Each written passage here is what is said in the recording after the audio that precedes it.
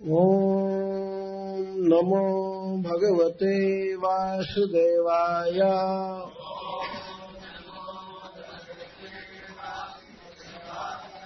ओम नमो भगवते वासुदेवाय।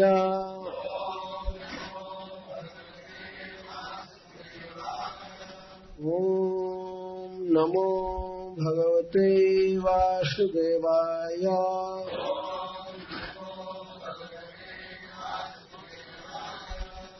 हन्तायमद्रिरबला हरिदासवर्यो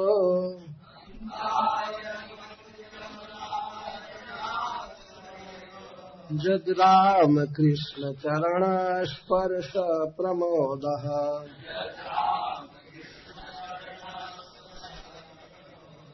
मानं तनोति सह गो गणयोस्तयोर्यत्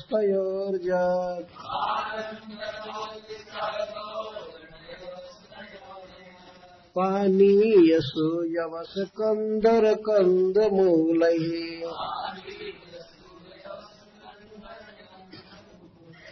हन्तायमद्रिरबला हरिदासवर्यो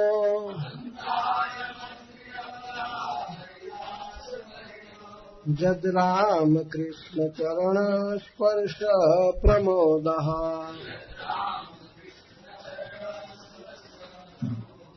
मानं तनोति सह गो गणयोस्तयोर्यत्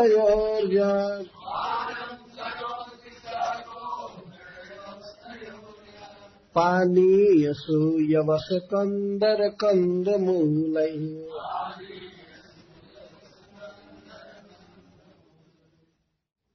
हंता, ओहो कितने आनंद की बात है। अयम यह अद्रिः श्री गोवर्धन अबला हे सखियों हरिदास वर्जः भगवान विष्णु के सेवकों में सर्वश्रेष्ठ। जब क्योंकि राम कृष्ण चरण श्री राम और कृष्ण के चरण कमलों के स्पर्श से प्रमोदः प्रकृष्ट आनंद वाला। मानव सत्कार तनोति विस्तार करता है देता है। सहगो गणयोः गौओं और गोप सखाओं के साथ तयोः उन दोनों के श्री कृष्ण बलराम के जब क्योंकि पानीय पीने योग्य पदार्थ जैसे मधु और पानी इत्यादि। सुयवसा सुंदर सुंदर घास। कंदर गुफा। कंद कंद मूल ही और मूल द्वारा।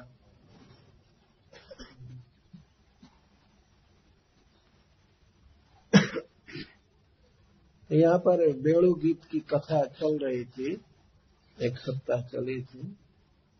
इसमें से एक श्लोक की कथा बाद में मधुबन में हुई थी।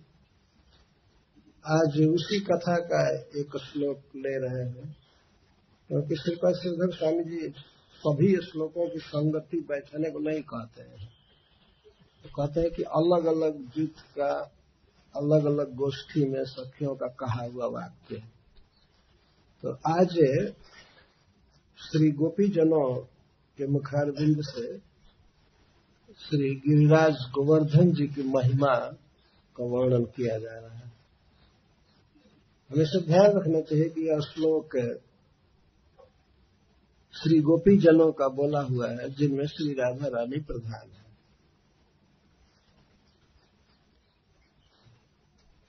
तो श्री गोपीजनों के कृष्ण प्रेयसियों के मुख से गिरिराज जी के सौभाग्य की गाथा गाई जा रही है। हे सखी, हम तो अति मंद हैं, हमारा भाग्य फूटा हुआ है, हमें श्याम सुंदर के चरण कमल के स्पर्श का सौभाग्य नहीं मिलता है। लेकिन देखो कितना सुकृति है, धन्याति धन्य है यह पर्वत जिसे श्री कृष्ण और श्री बलराम के चरण कमल के स्पर्श के कारण सदा आनंद रहता है, सदा प्रमोद रहता है। तो श्रीपाद श्रीधर स्वामी जी लिखते हैं, हंत इतिहास से अबला, यहां से चालू करेंगे। हे अबलाओं, श्री कृष्ण के मिलन की लालसा से ये व्यग्र हैं और श्री कृष्ण से विरह हो रहा है, नहीं मिल पाते हैं सदा। तो 24 घंटे चाहते हैं कृष्ण के साथ रहें। तो कृष्ण के विरह की भावना से वे कमजोर हो गई है। स्तंभ एक विकार है, अष्ट सात्विक विकार। तो अबला,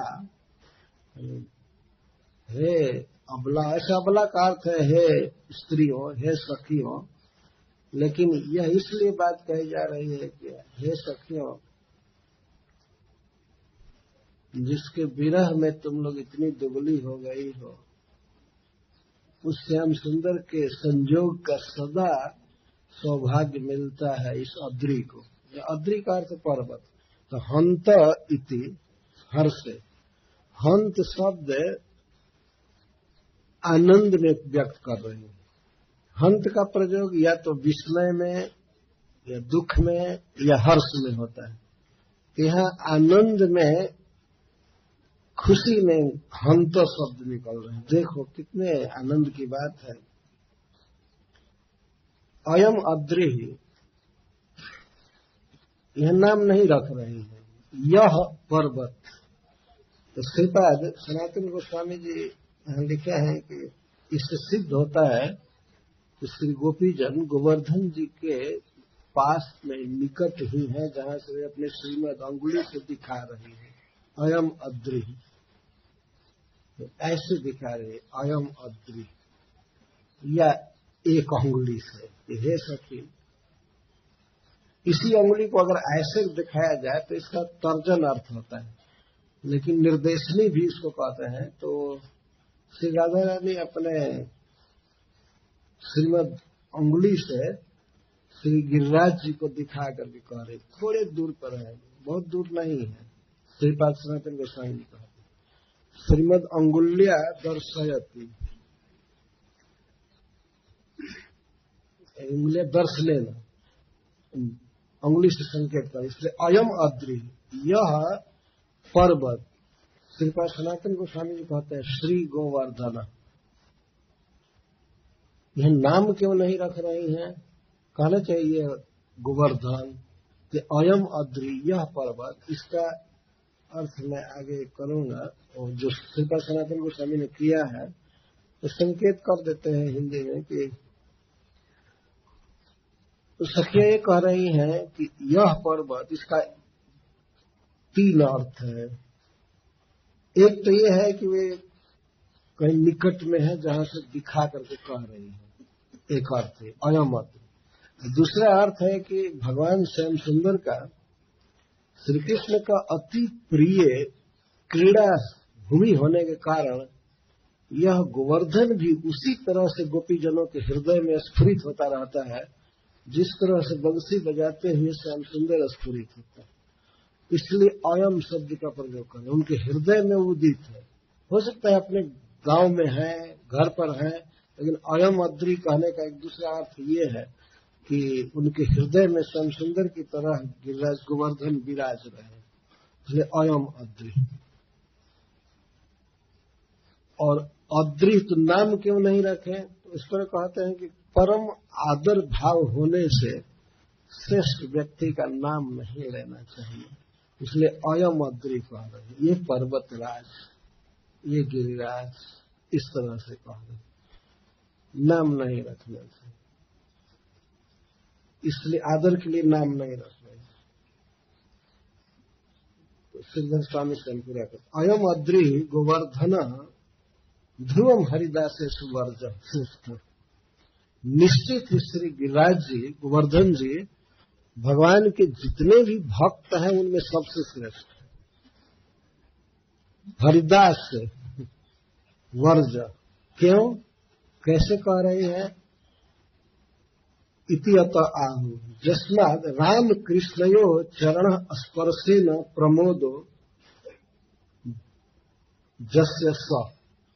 श्री कृष्ण और श्री बलराम जी के चरण कमल के स्पर्श से इसको हमेशा प्रकृष्ट आनंद छाया रहता है। हम तो विरह में मरती रहती है सखी श्याम सुंदर के, लेकिन श्याम सुंदर का संजोग चरण कमल सदा इनके देह पर रहता है। किसी न किसी कुंज में पत्थर पर कहीं न कहीं पड़ा रहता है, इसलिए इनको प्रकृष्ट मोद है। अच्छा, दूसरा कारण यह है इनके धन्यता का, एक सबसे श्रेष्ठ है। भगवान के भक्तों का ये स्वभाव होता है, वे भगवदीय का कृष्ण के जो संबंधी हैं उनकी वो सेवा करते हैं। तो श्री कृष्ण के गोप सखा और उनकी गौएं दोनों को और कृष्ण बलराम को ये बहुत चीज देते रहते हैं, बहुत चीज देते रहते हैं। जैसे पानीय, सुयवस, कंदर, कंदमूल है, 5 चीज का नाम रख रहे हैं। उपलक्षण से बहुत चीज समझना चाहिए। पानीय, ये गिरिराज गोवर्धन पानीय देते हैं। पानीय, पानीय, पान शब्द से पानीय बना है। पान का अर्थ है पीना, पानीय पीने योग्य। पानीय का अर्थ होता है पीने योग्य, लेकिन हम लोग जल को ही पानी पानी कहते हैं। पानीय पेय जल, वे शुद्ध जल को पेय जल कहते हैं। तो बंगला में पानीय सीधा कहते, पानीय जल, पीने योग्य जल। लेकिन पानीय का अर्थ ही है पान करने योग्य, पानीय। तो गिरिराज जी पीने योग्य चीज देते हैं। एक तो मधु देते हैं, वृक्षों से मधु बहुत निकलते हैं, तो मधु देते हैं। किसको देते हैं? जथायोग समझ लेना चाहिए। मधु देते हैं भगवान के सखाओं को और कृष्ण बलराम के साथ। कृष्ण को देते हैं, बलराम जी को देते हैं और सखाओं को देते हैं। और सुजवस, जवस माने गवत, घास देते हैं। किसको देते हैं? गौओं को। सुजवस का अर्थ है कोमल स्वादिष्ट घास देते हैं, जो शारीरिक बल बढ़ाता है घास, और इसके साथ साथ दुग्ध संपादकानी, दूध को बढ़ाता है। गौओं के दूध को जो बढ़ावे और उनकी शक्ति का वर्धन करे, उसको सुजवस। जवस का अर्थ होता है तृण, घास, और सु का अर्थ सुष्ठु, अच्छा, बहुत अच्छा घास देते हैं। कंदर कंदमूल ही, और कंदर गुहा, गुफा, गुफा देते हैं जिससे बच्चे खेलते हैं, सीखते हैं। तो यही गिरिराज जी हैं जो श्री गोपी जनों को भी अवसर देते हैं प्रियतम श्याम सुंदर से मिलने के लिए गुफा में। और सखाओं के साथ तो छिपते हैं, लुका छिपी का खेल करते हैं। बताइए, जिसके हृदय में साक्षात भगवान विराजते हैं, तो छू रहे हैं, वो पत्थरों को छूते होंगे, इधर छिपते होंगे। जिसके अंक में कृष्ण छिपते हैं या सोते हैं। और गुफा से यहाँ तात्पर्य है कि उस गुफा के भीतर खूब सुंदर भवन का आकार गिरिराज जी बनाए हैं, और उसमें बहुत सुंदर रत्न का बना हुआ पर्यंक भी रहता है कृष्ण के विश्राम के लिए, और श्री राधा रानी के विश्राम के लिए भी, और सखाओं के जथाजथ समझ लेना चाहिए अलग अलग सख्य लीला, माधुर्य लीला में। और अनेक गुफाएं हैं, गुफाओं में पर्यंक बिछा हुआ है, बहुत सुंदर आस्तरण, कोमल गद्दा है। इसके साथ साथ चावल, व्यंजन और कई प्रकार की खाने की चीजें, और आदर्श, शीशा, श्रृंगार की जो भी सामग्रियां हैं गिरिराज जी प्रस्तुत कर देते। गुफा का अर्थ केवल ऐसे बस अंधकार से भरा हुआ एक पत्थर विशेष नहीं है, गुहा और कंद मूल ही। कंद और मूल एक इसमें अवान्तर भेद है। अवान्तर भेद का अर्थ होता है जैसे कोई एक ही जाति का हो लेकिन उसमें थोड़ा सा अंतर हो जाता है। समानांतर भेद नहीं है। समानांतर भेद का मतलब होता है कि बहुत ज्यादा शुरू से ही भेद है। कंद और मूल, कभी कभी मूल को भी कंद कह देते हैं, कंद को मूल कह देते हैं। जो जमीन में बैठता है इसको गिरिराज जी देते हैं। तो कंद तो प्रसिद्ध है और मूल अनेक प्रकार के औषधियों के वृक्षों के मूल होते हैं। तो खाने पर एक तो आरोग्य करते हैं, कठिन से कठिन रोग दूर हो जाते हैं, हर्द देते हैं, वो तो मूल है।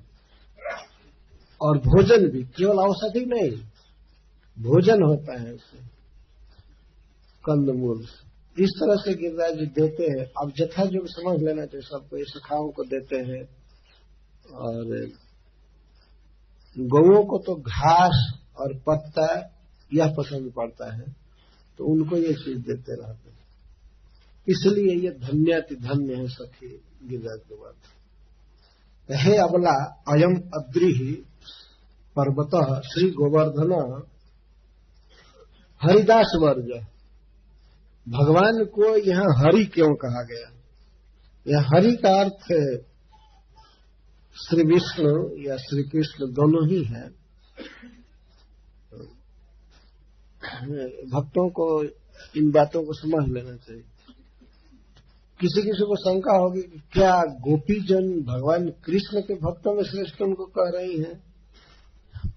हाँ, उनको पता है, गर्गाचार्य जी के मुख से सुन करके या गर्गाचार्य जी के मुख से या और पौर्णमासी जी के मुख से और जो ब्रज की विदुषी स्त्रियां हैं वे वर्णन करती रहते हैं, कृष्ण क्या है, श्याम सुंदर क्या है, तो साक्षात विष्णु है, स्वयं भगवान है।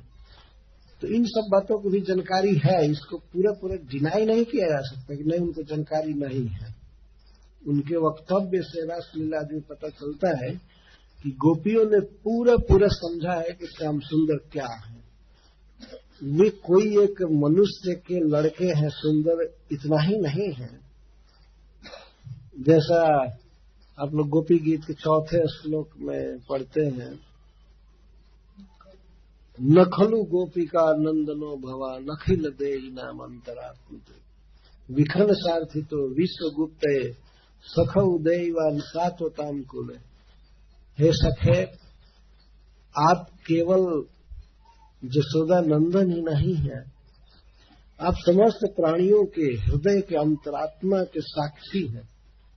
और इस विश्व के सबसे बड़े व्यक्ति ब्रह्मा जी ने आपसे अवतार के लिए प्रार्थना किया है, तो आप उनकी प्रार्थना मान करके विश्व का दुख दूर करने के लिए सातवत वंश में जन्म लिए।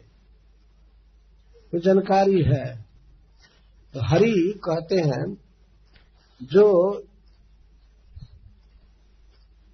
पाप को, दुख को और चित्त को, पापम दुखम चित्तम च जथा जथम हरति स हरि।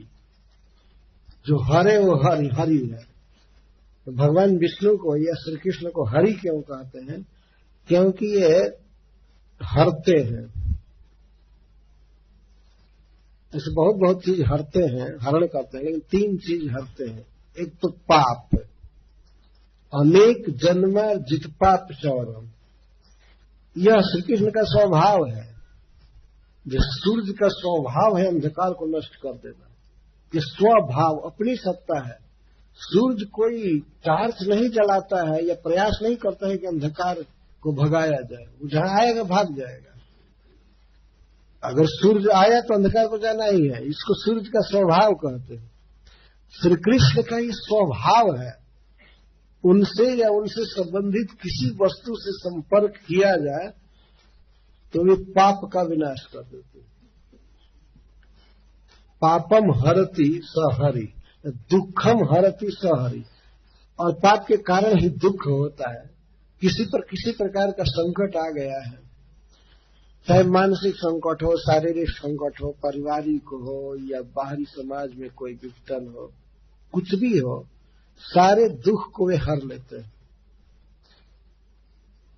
अपने आश्रित मात्र के, और आश्रित का क्या अर्थ, उनके नाम का उच्चारण करने पर भी, उनको प्रणाम करने पर भी भक्त के दुख का हरण कर लेते, किसी के भी दुख का हरण कर लेते, तो उनको हरि कहते हैं। और एक और श्रीपद सनातन गोस्वामी जी लिखते हैं, चित्तम हरति हरि, और चित्त हर लेते हैं, उनको हरि कहते हैं। इतना सुंदर है और इतना सुंदर बांसुरी बजाते हैं। उनका कपड़ा, उनका श्री विग्रह, उनकी मुस्कान, उनकी लीलाएं, उनकी चाल, उनका चितवन इतना मादक है, इतना आकर्षक है कि वे किसी को भी, यहां तक कि आत्मा राम मुनियों के भी चित्त को हर लेते हैं। और की तो बात ही क्या है, फिर भी स्त्रियों के चित्त को हर ले, ये तो आश्चर्य की बात क्या है, सबके चित्त को हर लेते हैं। तो पापम दुखम चित्तम जथा जथम हरति स हरि, जथा जथम यहां लगाया गया है, समझ लेना चाहिए। अगर कोई दुखी है उसका दुख हर लेते हैं, अगर बहुत बड़ा पापी है तो केवल कृष्ण को एक बार प्रणाम करे या नाम उच्चारण करे, उसके अनेकों जन्मों का पाप हर लेते हैं। और यदि वह श्री कृष्ण का प्रेमी है, गोपियां अपने भावों का छिपा करके बोल रहे हैं, यदि वो कृष्ण से प्रेम करता है तो उसके चित्त को हार लेते हैं। तो हम लोगों के चित्त को हारे हैं गोपियों के कहने का अर्थ है, इसलिए वो हरि है। उन्हीं के स्वभाव जैसा, हरि के स्वभाव जैसा ही जिनका स्वभाव होता है, जो उनके शरण में रहते हैं, उनको हरिदास कहते। तो हरि के स्वभाव को धारण किए हुए हैं, हरि जैसा स्वभाव है, तो वे भी पाप को हरते हैं, वे भी दुख को हरते हैं, और वो भी चित्त को हरते हैं। भगवान हरि के जो दास हैं, और सेवा आदि तो बाद में आया ही हुआ है, ऐसे श्री कृष्ण के जो दास है, श्री विष्णु के दास हैं, उन दासों में हे अबलाओं, इस संपूर्ण ब्रह्मांड में यह पर्वत ही सबसे श्रेष्ठ दास, हरिदास सबसे बड़ा। इस श्रीमद् भागवतम में 3 हरिदास की चर्चा है। एक श्री युधिष्ठिर महाराज, श्री उद्धव जी और श्री गोवर्धन। तो हरिदासस्य राजर्षे राजसूय महोदय, जो सुखदेव गोस्वामी कहते हैं वहां पर कि महाराज युधिष्ठिर भगवान श्री कृष्ण के भक्तों में सबसे भक्त हैं, भगवान श्री कृष्ण के भक्त हैं, इसलिए उन्होंने राजसूय यज्ञ सफल कर लिया भगवान की कृपा से।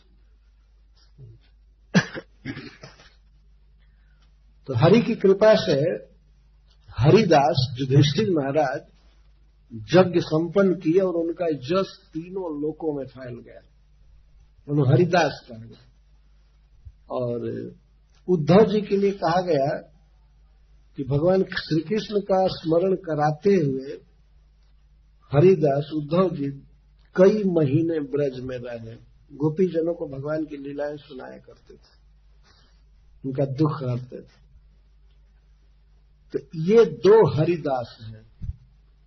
तो 3 हरिदास की चर्चा है, एक श्री गोवर्धन, लेकिन तीनों में वैसे हरिदास तो अनंत है, जैसे श्री नारद जी आदि, ये सब अनंत अनंत हरिदास हैं। और समस्त हरिदासों में 3 मुख्य हैं, और 3 में श्री गोवर्धन जी वर्ज श्रेष्ठ। तो श्री उद्धव जी और युधिष्ठिर महाराज को संबंध करके विश्वनाथ चक्रवर्ती ठाकुर कहते हैं कि समस्त हरिदासों में 3 श्रेष्ठ हैं, युधिष्ठिर, उद्धव और श्री गोवर्धन। तो इन तीनों में भी सबसे श्रेष्ठ गोवर्धन। हरिदास वर्ज। जगतः अशेषम पापम दुखम चित्तम च यथायथम हरति इति हरि। तद अधिष्ठाता देव शास्त्रे लोके च प्रसिद्ध तत्स्वभाव के तस् दासेषु श्रेष्ठ। हरिदास हरि भगवान ने श्री विष्णु को हरि कहते हैं और श्री कृष्ण को भी हरि कहते ही हैं, ये तो प्रसिद्ध बात है। तो गोवर्धन के अधिष्ठाता देवता, अधिष्ठात्री देवता जो है उनको हरि कहा जाता है, उनको हरिदेव कहते हैं। हरिदेव ये प्रसिद्ध है, शास्त्रे लोके च, लोक में भी प्रसिद्ध है और शास्त्र में तो प्रसिद्ध है ही।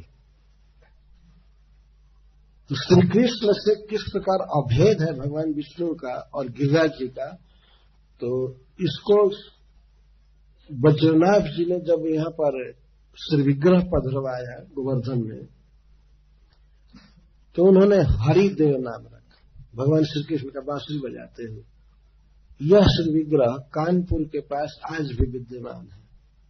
हम लोग फरवरी में गए थे दर्शन करने के लिए, जो गिरिराज जी में रहते थे, उनको हरि कहते हैं। हरिदेव, देव का अर्थ पूज्य या क्रीड़ा प्राण, लीला करने वाले। हरिदेव हरिदेव हरिदेव का। तो भगवान श्री कृष्ण के जितने भी भक्त हैं उनमें सबसे श्रेष्ठ गिरिराज जी हैं, गोवर्धन जी।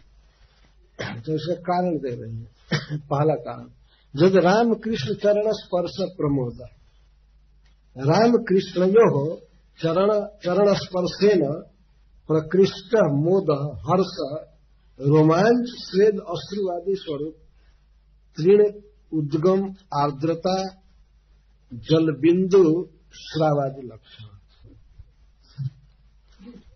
श्री गिरिराज जी को हमेशा श्री कृष्ण और बलराम की चरण स्पर्श से प्रमोद रहता है, प्रकृष्ट आनंद में रहते हैं। तो प्रकृष्ट आनंद में रहते हैं, कैसे तुमको पता है कि आनंद में रहते हैं? तो देखो रोमांच हो रहा है,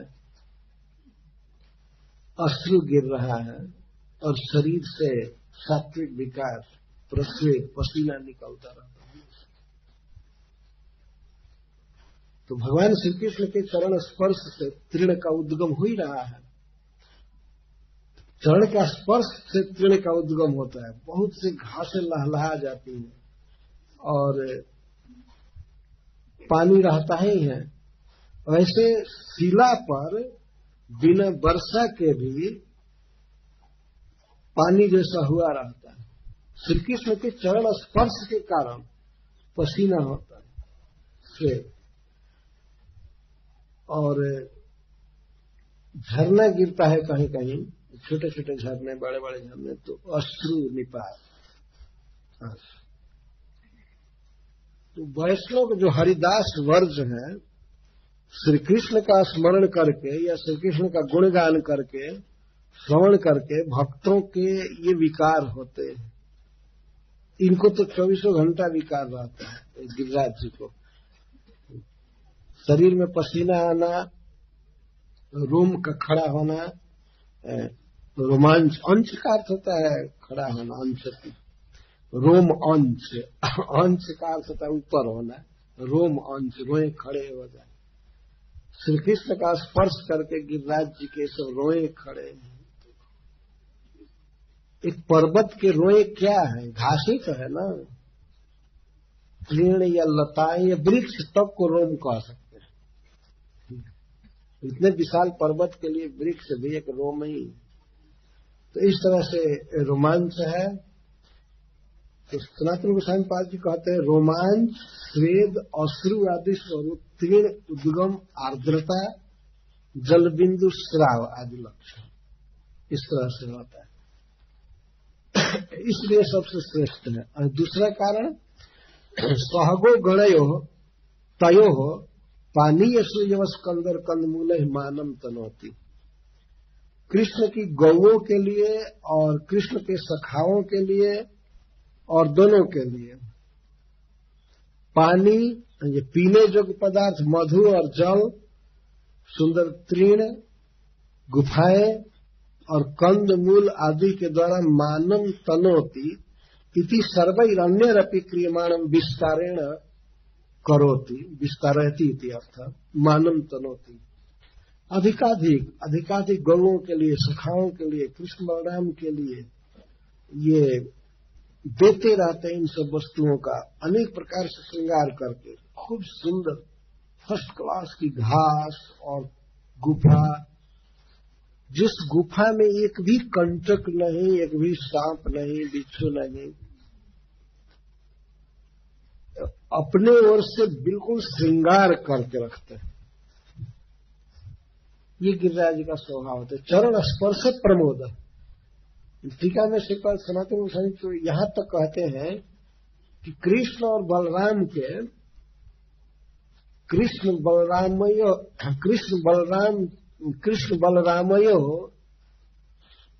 चरणयो स्पर्शात प्रमोदम ददाती, ऐसा कुछ कहते हैं।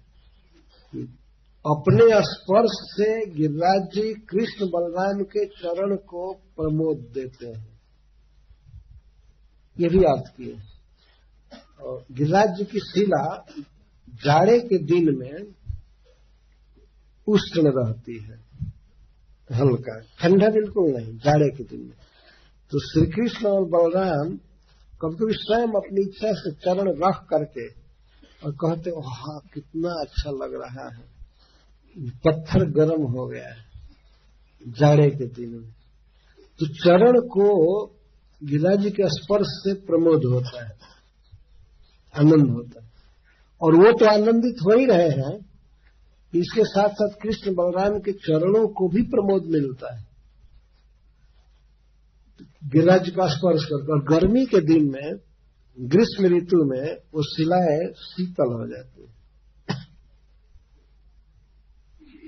जब कृष्ण के चरण कमल या श्री बलराम जी के चरण कमल अनुभव करते हैं कि गर्म लग रहा है, कहीं और जगह मान लीजिए, वो भी एक व्यवस्था है। कहीं पर श्री कृष्ण के चरण कमलों में गर्मी लगे तो वो भी एक लीला में सुख देने के लिए ही है, लेकिन फिर भी वहां से भागवत कहीं धूली से भाग करके और पत्थर पर आकर के चरण रखते हैं, लेकिन पत्थर और तप्त होता है ना। लेकिन गिरिराज जी ऐसे रहते हैं कि शीतलता देते हैं और जाड़े के दिन में गर्मी देते हैं। तो श्री कृष्ण जब गुफाओं में जाते हैं तो अपने हाथ से गुफाओं का स्पर्श करते हैं, देखते हैं, छूते हैं। तो यह चरण से तात्पर्य सर्वांग श्री विग्रह से भी है, कोई इतना ही नहीं कि केवल चरण, क्योंकि वो सोते हैं गिरिराज जी की गुफाओं में, पर्वत पर बैठते हैं, लेटते हैं, तो उनके सर्वांग श्री विग्रह का स्पर्श होता है। इसलिए गिरिराज जी सबसे श्रेष्ठ है भगवान के भक्तों में। और वास्तव में गिरिराज जी केवल भक्त ही नहीं है, ये तो साक्षात भगवान है। ये सब उपाख्यान है और सभी लोगों ने माना है। गिरिराज जी स्वयं श्री कृष्ण है और श्री कृष्ण के भक्त भी हैं। एक अद्भुत बात है, कहीं में दोनों है। भक्त है, श्री गोपी जन यहाँ उनको भक्तों में सर्वश्रेष्ठ कहा रहे हैं। अथवा एक अर्थ ये भी है कि भगवान हरि के जितने दास हैं सबके द्वारा ये वर्णीय है, इन्हीं का वर्णन करने से। तो मतलब ये स्वयं भगवान है, ये अर्थ है। हरिदास ही वर्ज, जितने भी भगवान के दास हैं उनके द्वारा वर्ज का अर्थ वर्ण करने जो सेव्य आराध्य श्री गिरिराज जी, ये भी अर्थ है। अच्छा, तो जब गोपियां बोल रही हैं श्याम सुंदर के विषय में, तो जैसे अक्षरवताम फलमिदम न परम विदाम पहला श्लोक था, तो उसमें श्री बलराम जी का साथ वो वर्णन कर रही हैं। तो श्रीपाद जीव गोस्वामी जी वहां लिखते हैं कि अपने भाव का गोपन करने के लिए श्री बलराम जी का नाम रख रहे हैं, हमेशा सहचर्य दिखा रहे हैं, बातचीत कर रहे हैं, कोई ये न जाने कि कृष्ण के प्रति इसका स्पेशल अटैचमेंट है। सामान्य वर्णन जैसे सभी लोग प्रसन्न होते हैं कृष्ण बलराम से, गोवर्धन से, वैसे हम लोग भी हैं, तो कोई कटाक्ष न कर सके, क्योंकि कई लोग रहते हैं, इसलिए श्री बलराम जी का नाम रख रहे हैं। अर्थांतर एक अन्य अर्थ से, लेकिन वास्तविक अर्थ क्या है? राम कृष्ण चरण स्पर्श प्रमोदा। राम जो शब्द है वह कृष्ण का या चरण का विशेषण है। राम कृष्ण चरण स्पर्श प्रमोदा, रमयति सर्वन सुखयति इति राम, जो सबको सुखी करे, रमा दे, उसको राम कहते हैं। या रमते विविधम क्रीड़ा करोति स राम, जो क्रीड़ा करे, विविध खेल करे, वो राम है। और अथवा दूसरों को सुखी करे, तो यो सर्वन रमयति स राम कृष्ण, जो सबको क्रीड़ा करते, सबको सुखी करते हैं, ऐसे कृष्ण के चरण के स्पर्श से गिरिराज जी आनंद में रहते। यह चरण का विशेषण लाएंगे तो यौ रामौ कृष्ण चरणौ, यौ रामौ यौ कृष्ण चरणौ ताभ्याम स्पर्शेन प्रकृष्ट मोदो जससा।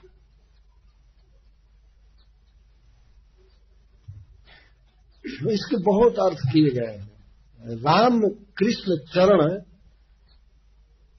रमणीय कृष्ण के चरण स्पर्श से, एक अर्थ ये हुआ। ये गोपीजनों के लिए सब अपना उनका रिजर्व भाव है, लेकिन बाह्य दूसरे लोग दूसरा समझे। तो परम रमणीय श्री कृष्ण के चरण कमलों के स्पर्श से हमेशा प्रकृष्ट हर्ष रहता है गिरिराज जी। यह अर्थ यहां पर किए। जो शुरू में उपक्रम करते हुए श्रीपाद सनातन गोस्वामी जी कहते हैं कि अरे सखी, पुलिंदियों के भाग्य को तुम कह रही हो, वो तो बेचारी चर जीव है, घूमने वाली। जत्र जत्र सह चलती, जहां जहां श्याम सुंदर चलते हैं, इस वन से उस वन में, नदी के तट से पहाड़ पर, सब जगह, तो पुलिंदिया जाती है पीछे पीछे, और शिला पर और घास पर कहीं भी श्री कृष्ण के चरण से कुमकुम लगा होता है, तो घास से या पत्थर से कुमकुम उठा करके अपने मुख में लगाती हैं। तो वो तो चर है, घूमती है, जहां जहां प्रियतम श्याम सुंदर जाते हैं उधर वन में जाती हैं। उनके भाग्य को क्या कहना। देखो, स्थिर होने पर भी, एक जगह से दूसरी जगह नहीं जाने वाले होकर भी, स्थिर होकर के भी गिरिराज जी का भाग्य देखो। उनको तो इसके पहले पुलिंदियों के भाग्य की सराहना की गई। पूर्णा पुलिंद उर्गाय पदाब्ज राग श्री कुंकुमेन दैतास्त्र मंडितेन। इसी प्रकार अहो जत्र जत्र कृष्ण प्रयाति तत्र तत्र प्रयाण समर्था नाम पुलिंदी नाम आसाम भाग्यम दूरे अस्तु स्थिरो अयम श्री गोवर्धन परम भाग्यवान धन्याति धन्य इत्याहु हंत। स्थिर होने पर भी, एक जगह रहने पर भी श्री गोवर्धन परम भाग्यवान है। अयमिति तदानीम श्री गोवर्धनांतिके व तासम निवासे न साक्षात अंगुल्य दर्शना। ये तुम्हें पहले कह चुका। अयम शब्द का अर्थ जदवा श्रीकृष्ण प्रियम, श्रीकृष्ण प्रियतमत्व न तस्य तासु सदा साक्षादेव परिस्मृत। श्री कृष्ण के परम प्रिय है गोवर्धन, प्रियतम है, अतः श्याम सुंदर की तरह ही इनकी स्फुरणा हृदय में होती रहती है कि वह परम आदरेण तन्नाम अग्रहणा जगतो अशेषम पापम दुखम चित्तम यथायथम हरती इति हरि तत्स्वभाव के दासेषु मध्य श्रेष्ठ था। उसके बाद विश्वनाथ चक्रवर्ती ठाकुर हैं कहते हैं, हंत सख्यो महदाश्रयम बिना नैव मनोरथ फलति महत्वं च हरिभक्ता नामेव तेषामपि मध्ये श्री गोवर्धनो गिरीन्द्र एव मुख्य इति गार्गी मुखात् श्रुतम्। कि हे सखियो, तुम लोग अपने मन में मनोरथ रखी हो प्रीतम श्याम सुंदर से मिलने के लिए, उनको देखने के लिए, लेकिन सखी शास्त्र कहता है, लोक में भी प्रसिद्ध बात है कि महदाश्रयम बिना नैव मनोरथ फलति। महान पुरुष के महत के आश्रय के बिना मनोरथ फलता नहीं है। और महत्वम च हरिदासा नाम। और महत कौन है, किसको महान कहा जाएगा? जो हरिदास। जो सखियां कह रही हैं कि महदाश्रय के बिना अभिलाषा सफल नहीं होती, मनोरथ सिद्ध नहीं होता है। और महत कौन है? महत्वम तो हरिदासा नाम है। जो हरिदास है वही बड़े हैं। और उसमें भी ये श्री गोवर्धन गिरीन्द्र यही मुख्य है हरिदासों में। हमने ऐसा गार्गी मुख से सुना है, हमने ऐसा सुना है, ये सबसे श्रेष्ठ भक्त है। तो क्यों नहीं इनके चरण का आश्रय लिया जाए? इनका आश्रय लेने से श्याम सुंदर से मिलन निश्चित होगा। ये वेणु गीत का सार जो है, वास्तव में गोपियों के सौभाग्य का वर्णन किया जा रहा है। उनकी भावनाएं, उनका प्रेम प्रत्येक श्लोक में उद्धृत हो रहा है, चाहे वो गिरिराज जी में, चाहे कहीं भी, सब जगह उसी की छाया दिख रही है। वैसे गिरिराज जी स्वयं प्रेमी है, परंतु जैसा वेणु गीत में कहा गया, हरिणियों के लिए, पुलिंदियों के लिए, किसी के लिए भी, वास्तव में सभी धन्य है। परंतु सर्वोपरि धन्याति धन्यतम जो है वो गोपियां है। वे श्री कृष्ण से मिलने के लिए, उनके दर्शन के लिए बेचैन है। तो इसी को मनोरथ कर रहे हैं कि यदि तुम मनोरथ सफल करना चाहती हो तो सुनो। तद अद्य तत्र मानस गंगायाम स्नात्वा तदधिदैव तस् श्री हरिदेव नामनो नारायणस्य दर्शनार्थम जाम। तो ऐसा करें, देखो हम चलें और मानसी गंगा में स्नान करेंगे। ये सब वन से भरा हुआ है, चारों तरफ वृक्षों से भरा हुआ था। तो हम लोग छिप करके वन में जाएंगे, वहां स्नान करेंगे। तो इस पर प्रश्न होता है, फिर गुरुजन, सास ससुर, घर के लोग कहेंगे उधर क्यों गई? तो वहां गंगा मानस गंगा में स्नान करेंगे और स्नान करके वहां हरिदेव जी का दर्शन करेंगे, भगवान विष्णु का दर्शन करेंगे। और जब दर्शन करने जाएंगे तो ये कहेंगे कि हम अपने परिवार के सुख स्वाच्छंद्य के लिए, पति को निरोग रखने के लिए भगवान से विनय करने गई थी। गोपियां तो कह सकते हैं कि अब भगवान का दर्शन करने गई थी, विष्णु भगवान का, और परिवार के कुशलता की याचना करने। तो इसके लिए अगर लोग सुनेंगे कि हरिदेव जी का दर्शन करने गई थी, तो परिवार के लोगों को भी इसमें कोई भी प्रपत्ति नहीं होगी, कोई आपत्ति नहीं। और गिरिराज जी का दर्शन करेंगी और उनके चरणों में प्रणाम करेंगी तो निश्चित ही हमारा मनोरथ सफल होगा। और वही श्याम सुंदर रहते ही हैं। तो इसलिए हरिदेव जी के दर्शन और गंगा जी में स्नान का बहाना करके चलो, तीर्थ में जा रहे हैं, गंगा जी में स्नान करेंगे, भगवान का दर्शन करेंगे और गोवर्धन की घाटी में, शिखर पर, जहां तहां कुंज में ही श्याम सुंदर होंगे। तो गिरिराज जी के आशीर्वाद से हमारा मनोरथ सफल होगा। यही कारण है, विश्वनाथ चक्रवर्ती ठाकुर कह रहे हैं कि आखिर गिरिराज जी की महिमा जो कुछ भी कह रहे हैं तो हरिदास के रूप में क्यों कह रहे हैं? इसीलिए कि इनके आशीर्वाद से हमारा मनोरथ सफल होगा। तो महदाश्रय बिना मनोरथ नहीं फलती, मनोरथ फलता नहीं। महदाश्रय भगवान के भक्तों के आशीर्वाद के बिना, और भक्तों में सबसे श्रेष्ठ गोवर्धन जी, इसलिए वहां चलो। वैसे तो व्याख्या बहुत है, पढ़ने में देर होगी। ये रामकृष्ण चरण स्पर्श पर श्री जीव गोस्वामी पाद जी, सनातन गोस्वामी पाद जी बहुत लिख रहे हैं, जरा हम यहाँ पर पढ़ना चाहते हैं। जीव गोस्वामी अत्र च अक्षणवताम इति वक्त, ये संस्कृत जानने वाले बहुत समझ जाएंगे। अक्षणवताम अत्र अक्षणवताम इति वक्त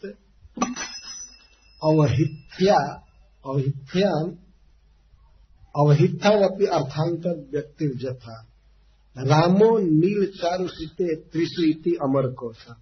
राम शब्द का अर्थ क्या है? राम शब्द के कई अर्थ किए गए हैं, उसमें अमर कोश में ये भी है। 3 अर्थों में राम शब्द का प्रयोग होता है, नील, चारु और सीत, त्रिशु, 3 में प्रयोग होता है। तो राम शब्द का यहाँ अर्थ चारु शब्द से, चारु का अर्थ सुंदर, रमणीय।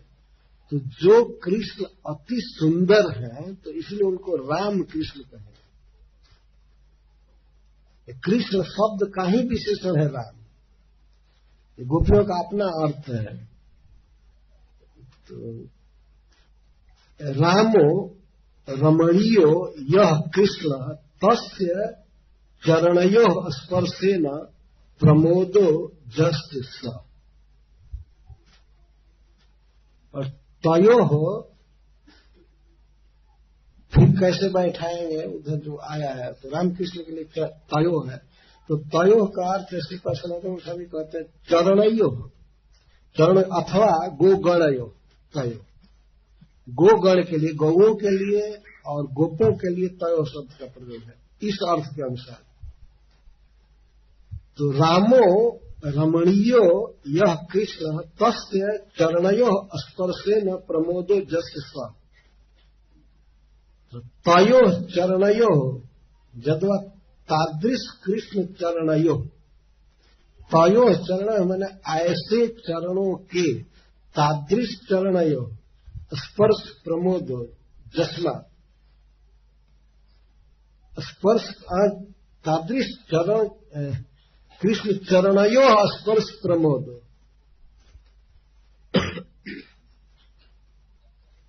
जस्मात् ऋतु अनुरूप साहित्यादि गुणकत्वेन स्वशिलानाम विधाना। गिरिराज जी ऋतु के अनुसार अपने शिलाओं को कर लेते हैं, जाड़े में गर्म और गर्मी के दिन में ठंडा। जद्वा रामम क्रीड़ा रूपम श्री कृष्ण से चरणम आचरणम तस् स्पर्शेन स्पर्श लेना दाने न प्रमोदो जैसे। चरण का एक अर्थ श्रीपद जीव गोस्वामी जी कहते हैं, सनातन गोस्वामी पाद जी वही अर्थ किए। चरण का अर्थ है आचरण, और आचरण का अर्थ है लीला। रमणीय कृष्ण के लीलाओं से गिरिराज जी को बहुत प्रमोद रहता है। और स्पर्शन का अर्थ होता है दान। चरण का अर्थ है आचरण, लीला, और स्पर्श का अर्थ है स्पर्शन दानेन, दान, अपनी लीलाओं के दान द्वारा। गिरिराज जी में श्री कृष्ण अनेक लीलाएं करते हैं। तो रमणीय कृष्ण के चरण स्पर्श मतलब लीला दान द्वारा इनको प्रकृष्ट हर्ष रहता है। गिरिराज जी लीला होते, इसलिए गोपी जनों के साथ भी भगवान जैसे दही का टैक्स मांगना, कर मांगना दान घाटी में, इधर से बरसाने की तरफ से श्री गोपी जन आती है, तो श्याम सुंदर अपने सखाओं के साथ वहां पर टोल टैक्स लेते हैं। वो क्या टैक्स है, इनकी कौन बपौती है, राज्य है, लेकिन फिर भी कहते हैं दान लगेगा। यहां देना पड़ेगा। और वैसे तो भक्तों ने बहुत बहुत बार लिखा है गोरस का दान मांग। गोरस का ही है, जैसे दूध है भी गोरस है, दही भी गोरस है। गोरस में गाय का रस, गाय जो रस देती है उसको गोरस कहते हैं। घी भी गोरस है, छाछ भी गोरस है। इसके साथ ही साथ गोरस के अर्थ जो हमारे आचार्यों ने भी किया है, श्री कृष्ण चाहते हैं दर्शन श्री प्रिया जी का, आंखों के लिए रस चाहते हैं। गो मैंने इंद्रियों का रस चाहिए। उनकी बात देखना, उनकी गाली सुनना या उनका स्पर्श करना, या वे श्री कृष्ण का स्पर्श करना चाहती हैं, उनको देखना चाहती हैं, उसे बोलना, यह इतनी आनंदमय लीला है, खासकर दान मांगने की। और इसको गिरिराज जी की घाटियों में, गुफाओं में इधर उधर फेंकना, हम दही दान लेकर के रहेंगे, हम भूखे हैं यहाँ इतने दिन से और भी हम बहुत पुण्य कर्म कर रहे हैं, गोचारण कर रहे हैं, इतना पवित्र काम कर रहे हैं, और गौओं का ही रस लेकर के तुम लोग जा रही हो। हम लोग दिन भर गाय चराते हैं, क्या यह अधिकार नहीं है इनको लेने का? तो जो झकझोरना है, आपस में छीना झपटी है बाह पकड़ करके, और मटकी पकड़ना, बाह पकड़ना, वास्तव में वो गाय का जो रस है वो भी तो प्रेम में है ही, परंतु उसको खाने की, उसको पीने की वो लालसा नहीं है उतनी। उसके बहाने से जो आपस में वाद विवाद है, झकझोरना है, अंग परसना है, यही सबसे बड़ा सुख है और इतना आनंदमय है। ये एक बार की बात है, श्री रघुनाथ दास गोस्वामी भगवान के विरह भाव से इतने दग्ध थे कि लगता था कि प्राण छूट जाएगा, प्राण छूट जाएगा विरह की भावना करके। तो श्रील रूप गोस्वामी पाद ने एक ग्रंथ लिखा, दान केली कौमुदी, जिसमें दान लेने की लीला है गोवर्धन जी में। और उस लीला में इतना संगम, इस प्रकार की बातें दिखाई गई हैं कि विरह का तो कोई प्रश्न ही नहीं है, बिल्कुल मिलन हो रहा है, छीना झपटी, या इसके साथ साथ अंतरंग विहार, होली लीला या झूलन लीला। गिरिराज जी के घाटियों में, पहाड़ में झूलन लीला हो रही है, और कई कई प्रकार की लीला, होली लीला, वन विहार, लुका छिपी का खेल, और श्रृंगार, फूलों से श्रृंगार करना श्री कृष्ण का, प्रियतम का। तो इस तरह से प्रिया जी का जब मिलन सुना तो उनका विरह भाव समाप्त हो गया। ऐसा होने लगा कि मैं तो बिल्कुल संजोग में ही हूं, गोपियों के साथ विरह हुआ ही नहीं, इतनी आनंदमय लीला है। तो ये गिरिराज जी में ही संपन्न होती रहती।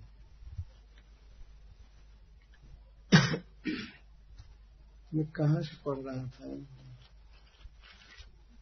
जीव गोस्वामी के पढ़ रहा, तो वही अर्थ कर रहा था। जद्वा रामम क्रीड़ा रूपम जब श्री कृष्ण चरणम आचरणम तस् स्पर्शेन स्पर्शनेन दानेन प्रमोदो जस। तो श्री गिरिराज जी को ऐसा नहीं है कि श्री कृष्ण के और श्री बलराम जी के ही चरण कमल का स्पर्श प्राप्त है, श्री गोपी जनों के, श्री सखाओं के, और इसके साथ ही साथ श्री कृष्ण की जो सेंट्रल लीला है, महत्वपूर्ण सारी लीलाएं जो हुई हैं, वो गिरिराज जी के आसपास हुई है। इसलिए श्री रूप गोस्वामी पाद जी कहते हैं कि समस्त विश्व ब्रह्मांड में यह ब्रजमंडल श्रेष्ठ है, मधुपुरी श्रेष्ठ है, मथुरा श्रेष्ठ है, मथुरा मंडल, और उसमें भी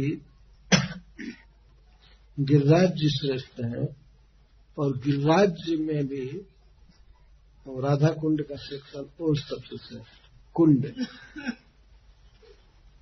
ये भगवान की प्रिय लीला भूमि है गिरिराज जी। इस तरह से श्री गोपी जन गिरिराज जी के सौभाग्य का वर्णन कर रहे हैं।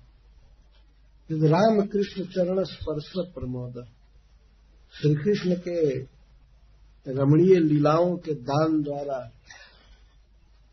इनको प्रकृष्ट हर्ष रहते हैं। बताए जिसके देह पर और जिसके उदर में या छाती में सब जगह श्री कृष्ण लीला करें, श्री प्रिया जी के साथ और अन्य सखियों के साथ, सखाओं के साथ और गौओं के साथ गोचारण आदि करें, दान मांगे, लेते, दौड़े, खेलें, खाएं और उन्हीं के फूलों से श्रृंगार किया जाए और कण कण में। और अंतिम लीला उनकी है वो लीला जब वर्षा होने लगी इंद्र के द्वारा, तो उस समय श्री कृष्ण अब चरण का स्पर्श का प्रबोध तो दिए थे। उन्होंने सोचा कि इसको चरण से छुआ काड़ा ठीक नहीं है, ये तो हमारा पूज्य गिरिराज, तो उन्होंने अपने कर कमल पर धारण किया, तो हाथ पर धारण, 7 दिन 7 रात में सुंदर हाथ पर धारण किए, अंगुली पर धारण किए, फिर हाथ पर लेकर के उतारे। तो इस तरह से गिरिराज वास्तव में श्री कृष्ण हैं और भगवान के, श्री कृष्ण के दासों में सबसे श्रेष्ठ। इनके आश्रय से मनोरथ सफल होता है।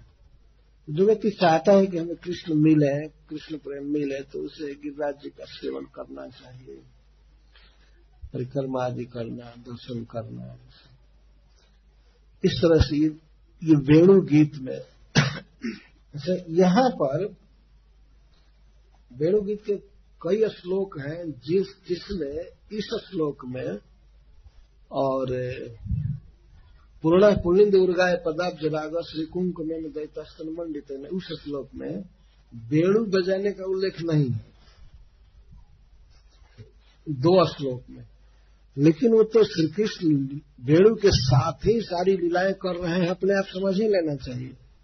गिरिराज जी के विषय में वर्णन करना भी वेणु गीत है, पुलिंदियों के सौभाग्य का वर्णन करना भी वेणु गीत है। वेणु गीत वास्तव में क्या है इस किसी को पता नहीं है। श्री कृष्ण बांसुरी में गा रहे हैं, क्या गा रहे हैं ये तो गोपियों को ही केवल पता है। सुखदेव गोस्वामी इतना ही कहते हैं, उन लोगों ने सुना है और सुन करके वर्णन करना चालू किया। तो क्या गा रहे थे इसका तो वर्णन हुआ नहीं।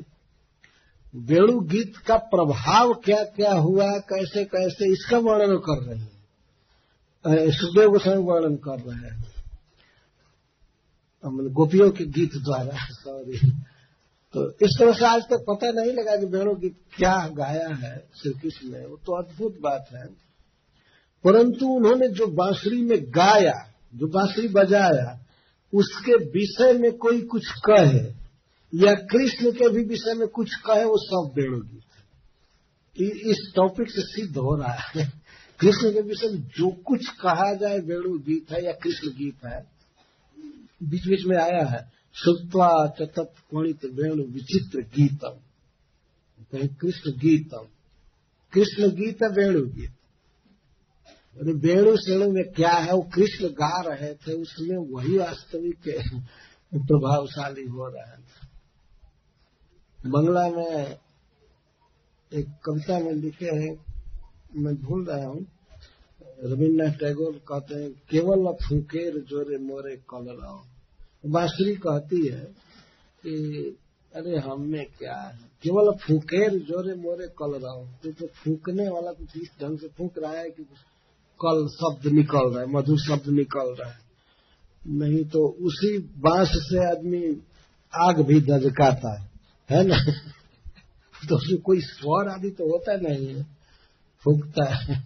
तो फूकने वाले की विशेषता है। श्री कृष्ण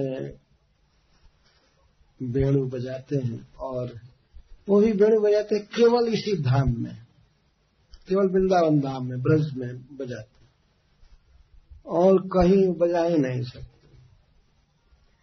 यदि भी भक्त लोग ऐसे दर्शन करते हैं, जगन्नाथ जी का हमेशा भाव यही किया जाता है, वेणुमुख है, मोर पंख धारण किए हैं,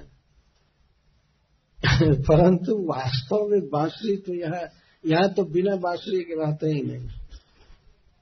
वहां बांसुरी का धारण करेंगे, हाथ ही पूरा नहीं दिखाते हैं। है ना? वैसे तो ब्रजेंद्र नंदन ही है साक्षात, कोई अंतर नहीं करना चाहिए, लेकिन ये ब्रज धाम जो है वास्तव में विलक्षण है। और भगवान की लीला भूमि देव की देव है, कुछ चीज अचल है। भगवान के धाम में गोलोक में नहीं गए, जैसे जमुना जी, गिरिराज जी और यहाँ की राज वही है, वही राज है जिसको श्री कृष्ण ने अपने चरण से धन्य किए हैं, वही जमुना जी हैं। और गिरिराज जी वही हैं जिसको उन्होंने अपने कर कमल पर धारण किया और जिसमें उन्होंने विविध लीला किया, विहार किया। तो ये बहुत बड़ा सौभाग्य होता है उस जीव का कि भगवान के डायरेक्ट लीला के उपकरण को आकर के प्रणाम करना, हाथ से छूना, परिक्रमा करना, इन्हीं सब क्रियाओं द्वारा भगवान कृष्ण के प्रति भाव उत्पन्न होता है। और उस पर भी यदि गोपीजनों के मुख से सुना जाए तो प्रीतम श्याम सुंदर के विषय में या गिरिराज जी के विषय में, जमुना जी के विषय में क्या कहती है, नद्या तदुपधार्य मुकुंद गीतम आवर्त लक्षित मनोभाव भग्न वेगा। नदी का भी वर्णन किया है, यहाँ पर अद्रि गोवर्धन जी का वर्णन कर रहे हैं। और भी पर्वत है ब्रज में, वे सब हरिदास हैं, उनमें भी लीलाएं होती ही रहती हैं। गिरिराज जी हरिदास वर्ष है सबसे श्रेष्ठ। तो इस प्रकार ब्रज का एक एक कण श्री कृष्ण की लीला से संपृक्त है, संबंधित है सब कुछ। और यदि कोई व्यक्ति दूसरा प्रवचन करे तो आदमी कहेगा इसमें भावुकता हो सकती है, लेकिन ये प्रवचन श्री गोपिकाओं का है। हंताय मद्रिरबला हरिदास वर्ज जद राम कृष्ण चरण स्पर्श प्रमोद मानम तनोति सहगो गणयस्तयोर्जत पानीय सूर्यवस कंदन कंदन। यह है गिरिराज जी का सौभाग्य। और सर्वातिशायी सौभाग्य तो श्री गोपी जनों का है, जो सब जगह सबको कृष्ण प्रेम से भरपूर देख रहे हैं। और हम लोगों का भी सौभाग्य है कि हम